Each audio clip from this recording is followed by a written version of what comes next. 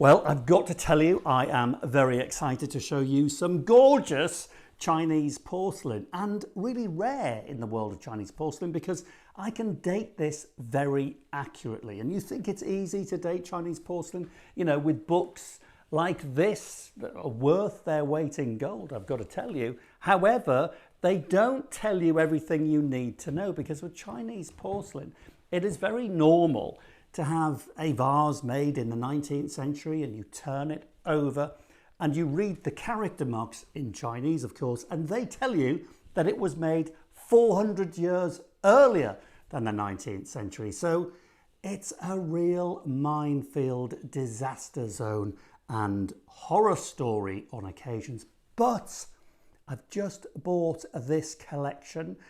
I'll give you a chance to value it in a minute individually.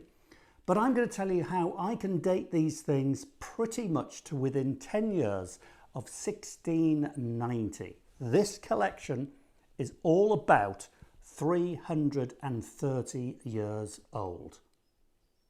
So I can categorically tell you that these were made in China circa 1690 because they are part of what is known as the Vung Tau Cargo. This was a shipwreck that went down just off the coast of Vietnam in about 1690. Just talking about it sends shivers up the back of my spine, because I'm going to explain, but this stuff has been underwater for 300 years. It was discovered in 1989 by some fishermen trawling for shellfish. They came across something unusual, i.e. a blue and white antique Chinese vase, informed the authorities, and by 1992 the whole mass, the whole cargo was excavated from the sea floor and sold in auction at Christie's in 1992, and the whole collection, the big mass of blue and white Chinese porcelain, made over $7.3 million. So how do I know then that this little collection that I've just bought belongs to the Vung Tau Cargo? Well, a great thing with Christie's is that they labelled everything. So each and every item here that I'll show you individually carries its lot number from 1992. You can cross-reference that lot number to Christie's from that year. You may even find photographs, so it's all documented and absolutely categorically confirmed and guaranteed that these objects, even though they look so fresh, are about 330 years old. And you know, when you come to think about this little collection here, there's a real quirk of fate going on, because in 1690, the ship, called now the Vung Tau Cargo, was destined to what is now Jakarta, and that's where the Dutch East India Company had these huge galleons waiting, merchant ships, to pick up Chinese porcelain, to buy them in Jakarta and then ship them off back to Holland as very precious cargo, because we in Europe circa 1690 couldn't get enough of this oriental stuff, particularly the Chinese hard paste porcelain, because factories in Europe at that time couldn't compete. They just couldn't master the finery of the Chinese true porcelain. This stuff could withstand heat, damage. It was much finer, much thinner, delicately potted, yet much stronger. The Europeans just couldn't find the secret Chinese ingredient to true Chinese porcelain. So the market was massive if you had the money. These things were very expensive.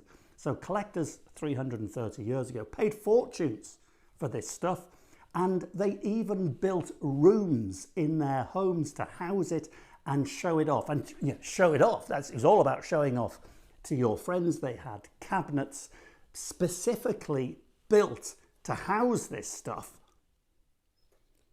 And this is just exactly the kind of thing. So this is a Dutch walnut marquetry cabinet from the 18th century, designed to hold beautiful things just like this little collection. Now, admittedly, when new, it would have been bulging with blue and white, but you know, Beggars can't be choosers, all I've got.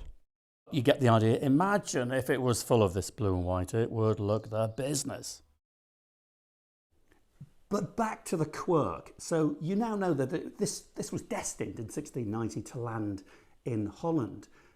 It didn't, obviously, because it spent 300 years at the bottom of the sea. But 300 years later, it did land in Holland and was sold through Christie's there in Amsterdam.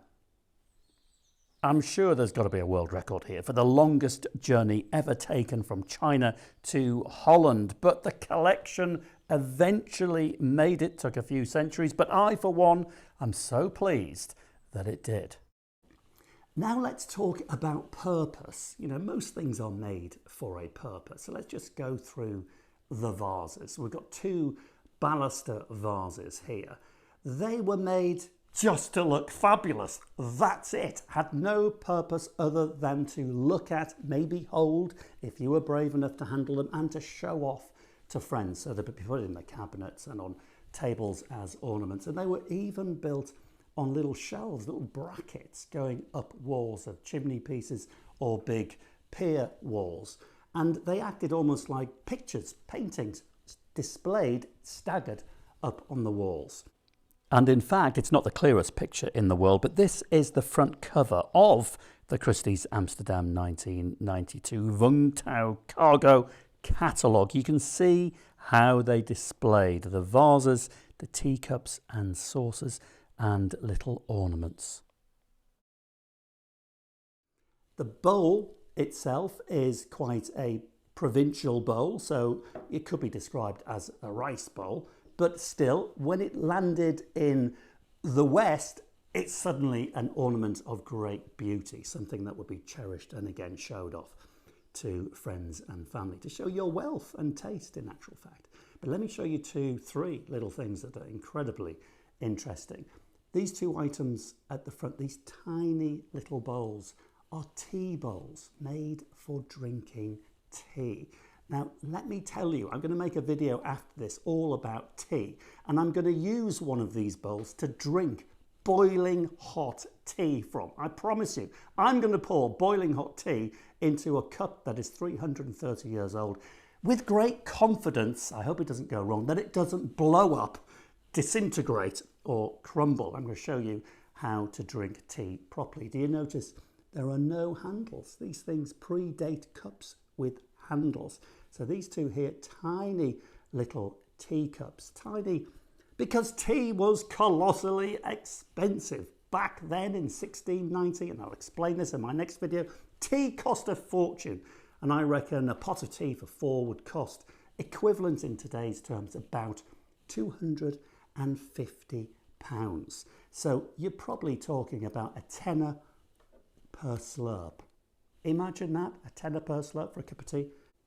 And then this one behind is also a tea bowl, but on an altogether higher level. It's bigger, it's grander, it's octagonal, it's very finely painted. This was made for someone with lots of money, great taste and refinement. So a cup of tea out of that one filled to the brim would cost you a small fortune. And then the final little object, which again carries its lot number, is simply a loose lid, a cover from an old vase that maybe was smashed on the reefs when it went down 330 years ago. This is the only thing left. And it's got barnacles on it, proving that it has indeed spent centuries under the water, has its lovely Vung Tau label there. So it's just a thing, an object, a little touch piece to enjoy for very little money. But let's talk then now about value. So how much do you think these things are worth individually? So you've got to realize that these things are valuable because of their rarity, in the fact that we can date them, so we know exactly where they came from. But, you know, many hundreds, if not a few thousand pieces came up and were sold 30 years ago at Christie's. They've been dispersed around the world, and you'd be surprised they do come up on the market. Look online, Google it, you will find these things. So here we go. Think how much you think they're worth. I'm going to start with the two vases here. You've got a baluster with a little twist to it, which is my favourite. This one here. you will pay anywhere between £1,000 and £1,400 for that as a piece of art, which it is. Similar for this one, even though it's a little bigger, a little taller, it doesn't have that twist to the baluster, but it's still gorgeous. It's a matter of taste. Same sort of money, £1,000 to £1,400. The provincial bowl here, a little washed out, sea washed. I think it would have been brighter when new. It's just, you know, reacted with salt water over many centuries, but that makes it very interesting anyway. 100 quid, 120 quid. Tea bowls themselves, the little ones here, 100 quid a piece. The tea bowl at the back with its posh saucer, 550, 650, 700, somewhere around there. And then the little novelty lid, which I just think is gorgeous. Put it on a little wooden stand and show your friends, probably worth 40 or 50 quid.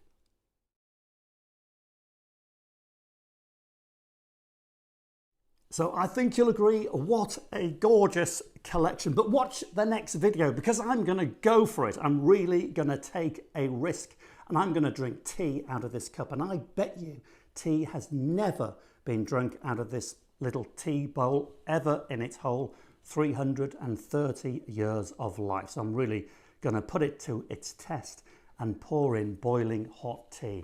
Because you know what? We really don't appreciate tea like we should do. So I'm going to give you a basic history on tea. And once you know a bit more about tea, you will never think of tea in the same way again. And I can guarantee you, by the way, this cup will make the tea taste exquisite. So I'm willing to risk £600 worth of Chinese porcelain just to have the best cup of tea on the planet.